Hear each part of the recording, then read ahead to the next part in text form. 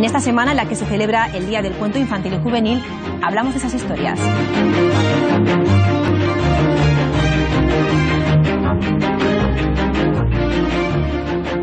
Y lo queremos hacer con quienes las escriben, con quienes hacen posible que estas páginas despierten las ganas de leer de los más pequeños o, como en el caso de los escritores que nos acompañan aquí, de los jóvenes o los adolescentes. David Lozano, buenos días. Hola, muy buenos días. Y Eva Balaguer Cortés, buenos días. Buenos días. Muchísimas gracias por acompañarnos aquí esta mañana. Enseguida hablamos de esas obras que tenéis ya encima de la mesa, vuestros últimos trabajos. En el caso de Eva es el último y es también el primero, ya lo ha presentado hace muy poquito. Así y en el caso de David, recién salido porque lo presentas el próximo lunes. Eso es, este lunes por la tarde. Pero lo primero que os quiero preguntar, ¿cuáles son los ingredientes que recoge un escritor para intentar meterse en la cabeza de un chico de 14, de 15 o 18 años, para intentar contar una historia que le atrape? Bueno, en mi caso, al final, la gente joven busca vivir emociones intensas y lo hacen en todos los entornos, y la lectura también. Yo creo que un joven cuando lee, cuando se adentra en una historia, busca vivir emociones intensas. En el caso de lo que yo escribo, esa emoción es el suspense, la intriga, el miedo, yo creo, y el amor, ¿no? Porque además podemos hablar de ello, y eso yo creo que son las piezas que no deben faltar en una historia. Mucho ritmo y sobre todo emociones intensas. ¿En tu caso, Eva? Pues coincido con él. Lógicamente lo que quieren los jóvenes es vivir las emociones y los sentimientos. Entonces, todo lo que esté relacionado con cosas que les pasan a ellos mismos en la vida real, trasplantados un poquito a la ficción, son lo que les atrapan. Quieren verse reflejados, no tiene por qué ser en la vida real, sino puede ser en otros mundos, pero los sentimientos y las emociones tienen que estar ahí. Pues enseguida nos contáis cómo habéis intentado conseguir atrapar a los jóvenes a través de Hyde, esa nueva novela de David Lozano, o de La elegida de la diosa, pero también saludamos a Ana Rioja, que nos acompaña en esta mañana de viernes, en esta mesa de redacción, también en el tiempo de entrevista en este plato. ¿Qué tal, Ana? Hola, buenos días. Encantada de estar entre libros y con escritores. O sea que muy bien. Pues empezamos con esos ingredientes con los que tiene, si te parece, Eva, contigo con La elegida de la diosa. Muy bien, pues bueno, yo creo que mi novela no se puede definir en un género en concreto, sino más bien es como un cóctel, porque está ubicada en un entorno histórico, ya que habla de los taínos, que era una tribu precolombina ubicada en las Antillas. Y la ambientación he querido que sea esa parte histórica, ¿no? Sin ser fielmente, porque no buscaba lo que fuera exactamente tal cual la vida, sino más bien ambientarlo. He cogido las cosas que me iban bien, las que no las he desechado. Luego tiene parte de mitología, ya que habla de los dioses de entonces, que he hecho lo mismo, he tomado los dioses que me venían bien para la trama de la historia y los que no. Después tiene una pizca de aventuras, porque suceden muchas cosas que los protagonistas tendrán que ir superando. Y tiene mucho de novela romántica también, porque el hilo conductor es una historia de amor entre dos jóvenes y todas esas dificultades que tanto los dioses como los elementos como ellos mismos van a tener que ir superando. El amor que siempre atrapa, y la protagonista es una niña que nace con una malformación. Eso es, la niña en la tribu, en esa época, todo el que fuera una carga debía ser sacrificado, porque toda la comunidad tiene que trabajar para valga la redundancia, el bien común. Entonces esta niña nace con una malformación en las piernas, no puede andar y por tanto debe ser sacrificada. Sin embargo, el hechicero de la tribu decide salvarla, nombrarla elegida de la diosa, y a partir de este momento se convierte en una persona sagrada. El resto de la tribu la tendrá como en adoración, pero también eso tendrá un distanciamiento para ella. Argumentos e ingredientes de esa historia que ya tenemos sobre la mesa, y vamos ahora con la de David Lozano, un juego macabro en el que parece que la suerte está escrita, y además todo comienza con un experimento también para iniciar a los jóvenes precisamente en la lectura. Sí, son una serie de estudiantes que son enviados a una zona aislada para someterles a un experimento de terapia subliminal que fomenta la lectura. Pues solo los llevan a un sitio totalmente aislado, sin cobertura, nadie puede ponerse en comunicación con ellos. Lo que ocurre es que ese experimento en realidad se va a adulterar, no va a tratar sobre el fondo de la lectura, sino que va a despertar en ellos una especie de lado oscuro. Por eso ese proyecto se llama Hyde. Es la novena novela de David Lozano, que incluso le costaba hacer las cuentas de cuántos libros lleva ya publicados desde el año 1998. Sí, además David Lozano, bueno, hace no mucho nos publicó también otra novela, Herejía, para el público juvenil con mucho éxito y novela histórica. Ahora te vuelves a ambientarle en novela contemporánea. Coméntanos un poco cómo ha sido, bueno, pues trasladar otra vez a tus personajes al hoy y a la ahora, y un poco lo que hablábamos antes con Eva en el camerino. ¿Qué temas interesan a los jóvenes? El amor, las cosas que pasan hoy en día, y cómo lo afrontas desde el punto de vista del lenguaje. Bueno, con respecto a tu primera cuestión, es cierto que he vuelto otra vez a nuestra época actual, que para mí, que soy un autor que no tiene formación de historiador, es una ventaja. La realidad es que yo, a la hora de construir tramas, si además debo construir la realidad, eso es muy complicado. Claro, con Herejía me tenía que trasladar al siglo XV y poder visualizar cómo era la ciudad en aquella época, la vida, era una dificultad añadida. Un reto muy interesante, pero que lógicamente para alguien que no tiene formación de historiador lo complicaba todo mucho. Ahora es verdad que vuelvo y ahora sí me puedo centrar, sabiendo que la realidad es la nuestra, sí puedo ya centrarme sobre todo en el contenido de contrarreloj, de crear atmósferas, etcétera, que es algo que me parece muy importante en el género del suspense. Con respecto a dirigirme a los jóvenes, ¿no? al tema de ingredientes, al tono, al estilo, no, yo creo que, y lo comentábamos también hace muy poquito, ¿no? Realmente hoy día la frontera entre la literatura para adultos y para jóvenes se ha desdibujado muchísimo. Es decir, ahora realmente, en muchos casos de títulos de literatura de entretenimiento, etcétera, no hay grandes diferencias ni en cuanto a tema ni en cuanto a estilo. Verdaderamente, sobre todo para lectores jóvenes que tienen una cierta trayectoria ya, están perfectamente preparados y además lo piden y exigen ya a cierto nivel. O sea que yo veo ahora en las publicaciones, ¿no? Mucho de lo que está publicando ahora tiene bastante nivel. Entonces yo creo que no hay que hacer muchas concesiones en cuanto a estilo. Es cierto que en cuanto a los temas, y ahí cuando volvemos con lo de sentimental, ¿no? Sí buscan esa intensidad. Y sobre todo un ritmo que a lo mejor el lector más adulto no exige. Es verdad que el lector adulto tiene un perfil más sosegado, eso es cierto. El joven es impaciente y lo es para todo, y también como lector. Interacción. Estamos hablando, sí. No, continuando un poco con la misma pregunta para Eva. Tu novela es más bien histórica, está, bueno, pues un poco en la prehistoria ambientada. ¿Ha sido fácil que los jóvenes, o por la experiencia que llevas, se identifiquen con esta historia? Porque, bueno, es una historia dentro de la historia, pero tratas temas universales. Efectivamente, yo creo que esa es la clave para que se identifiquen.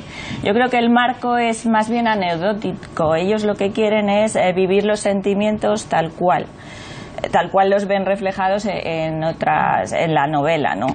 Entonces, yo creo que es fácil conectar con ellos si lo que, como hablábamos al principio, son sentimientos. Y también estoy de acuerdo con David en que lo que tienes que hacer, igual que se enganchan a un juego de ordenador, se tienen que enganchar pues al final del capítulo para que quieran seguir leyendo el siguiente y leyendo el siguiente. Esa es la clave, yo creo, para que acaben un libro y para que quieran incluso comprar el siguiente y seguir leyendo. Pero para que estén ya dentro de esos capítulos tienen que tener ganas de leer. Claro. Y la pregunta que os quiero hacer es, en vuestra opinión, como escritores en el caso de ambos y también como profesor que eres de chicos precisamente de estas edades en el Colegio Marianistas en Zaragoza, ¿cómo se incita a los jóvenes a que dejen las pantallas aparcadas un rato y se sienten a leer un libro? En mi caso yo creo que muchas veces cuando esa frase de no me gusta leer, yo la cambiaría por no he descubierto la lectura. Lo que hay es mucho desconocimiento. Hay muchos chicos que no han descubierto la lectura porque no han tenido una experiencia agradable con ella. Entonces llevamos muchos años, está cambiando, la selección de títulos es mejor ahora, historias más próximas, historias que ellos pueden vivir e imaginar, que así es como se lee. Porque si no se ven atascado con lecturas obligatorias a lo mejor y han dicho, bueno, no quiero seguir con otras. Yo como profesor y autor quiero decir, sí que hay que trabajar algunos clásicos, pero en el aula con ellos, acompañándolos. Pero la lectura para casa, etcétera, tienes una lectura de placer. Se lee para disfrutar. Ese es un lema que se aplica mucho, por ejemplo, en Cataluña, ¿no? A nivel académico y escolar, y eso es importantísimo, tienen que descubrirlo.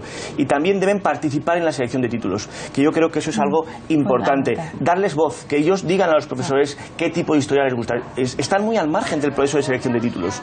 Yo creo que muchas veces perdemos la ocasión, y cuando una historia les es próxima y pueden vivirla y soñarla, que es como hay que leer, hasta el que no tiene perfil lector, muchas veces se acaba metiendo, y entonces descubren el placer de leer. En tu opinión, Eva. Si me permitís, voy a contar una anécdota personal al respecto. Yo tengo 2 hijos, el uno es muy lector, la otra no lee nada. Pero claro, cuando salió mi libro publicado no le quedó otra que leer el libro de su madre, porque si no... Entonces, tuve la agradable sorpresa de que no solo se lo leyó de un tirón, sino que me dijo, mamá, ¿qué otra cosa me puedo leer? y se leyó un segundo libro y ahora me ha pedido un tercero. Entonces a mí eso, tanto como autora como madre, me resulta, porque es lo que hablabas, a veces no saben qué quieren leer, no saben lo que es leer un libro, porque a lo mejor no les hemos dado los títulos o no han cogido una lectura que sea adecuada a ellos, y además pueden ser miles, porque cada lector le gustan unas cosas diferentes, pero si justo el lector encuentra el libro adecuado, vamos a tener ahí un lector ya para más adelante. Sí, y una de las claves que quizá deben tener las historias es un comienzo rápido. Quiero decir que enseguida entre en materia. Es decir, porque el chico lee las primeras páginas y ya ahí tiene que estar el germen, algo que le intrigue, algo que ya le atrape. Porque es verdad, como volví antes, ¿no? Esa impaciencia a veces les hace no descubrir algo. Por eso hay que buscar bien los títulos y, sobre todo, como profesor, a veces elegimos lo que nos gusta a nosotros. Claro. Y no hay que olvidarse de que tiene que gustarles a ellos. Eso es importante. A los lectores.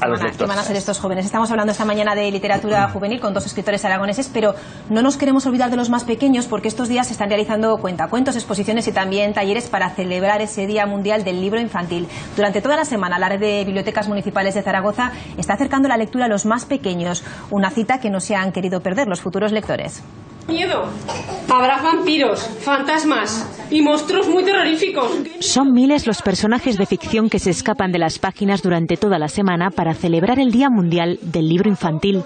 Yo creo que es un mundo de imaginación, de acercarles a las letras, a ese mundo mágico que no quiero que se pierda, y que los mayores pues creo que tenemos que transmitírselos a los pequeños. Desde 1967 se conmemora el aniversario del nacimiento del escritor Hans Christian Andersen. Finalmente descubrió que había salido de un huevo de cisne incubado por la mamá pata. Historias con su propia moraleja. Aunque sea fea, por ejemplo, si es tu hermano y por ejemplo es adoptado, que te enseña que no tienes que tenerle envidia, porque entonces es peor para ti. Un aprendizaje a través de la lectura que la red de bibliotecas municipales fomenta con talleres como estos. Durante toda la semana estamos realizando actividades de animación a la lectura en todas las bibliotecas. Creemos que es muy importante fomentarlo desde pequeños para que sea un hábito, algo que les acompañe durante toda su vida. Y así estos futuros lectores desearán llegar al final para volver a comenzar.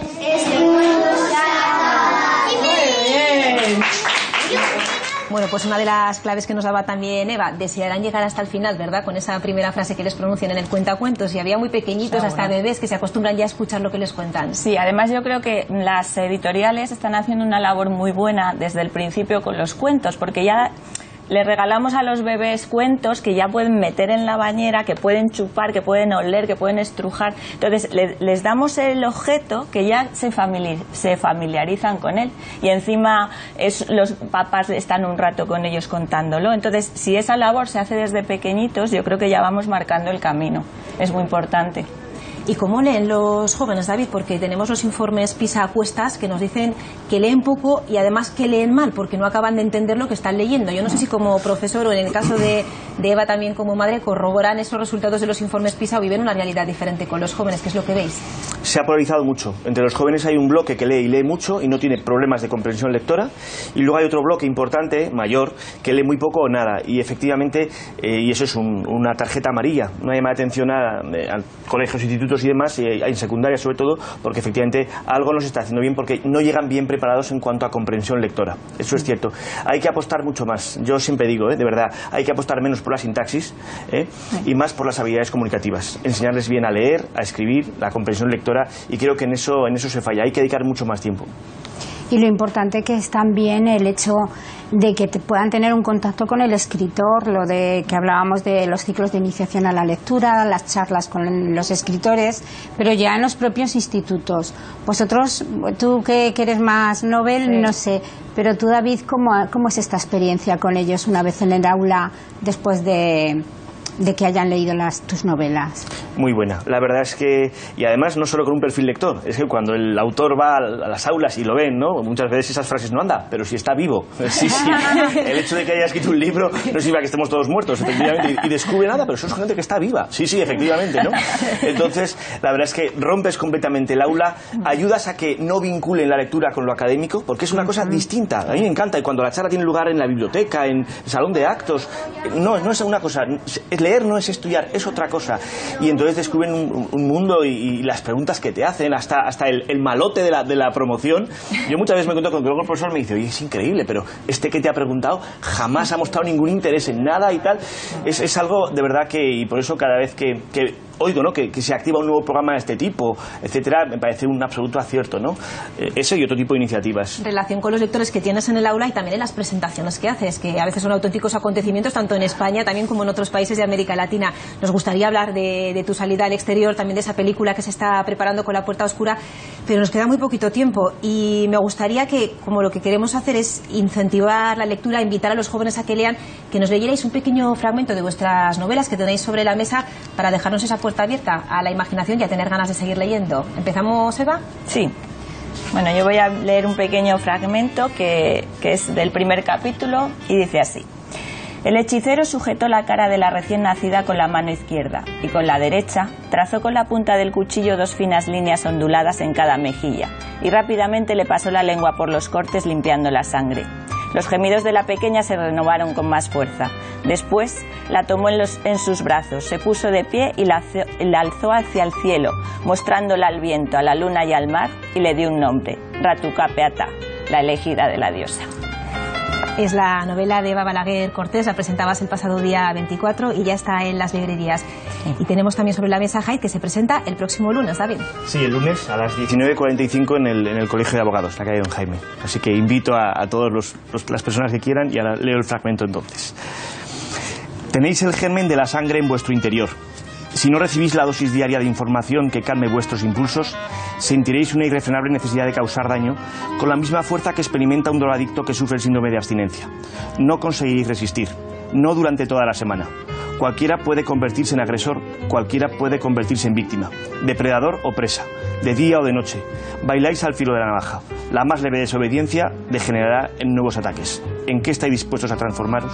Bueno, pues ya estamos enganchados para ambos trabajos, sí. Para ambas novelas, ¿verdad, Ana? La verdad es que las dos tienen unas pintas muy recomendables y no solo para nuestros hijos de jóvenes, sino tambien para los padres. Son novelas juveniles y también para adultos. Muchísimas gracias por haber compartido este tiempo en Buenos Días Aragón con nosotros, David y Eva. Gracias. Era un placer. Un placer.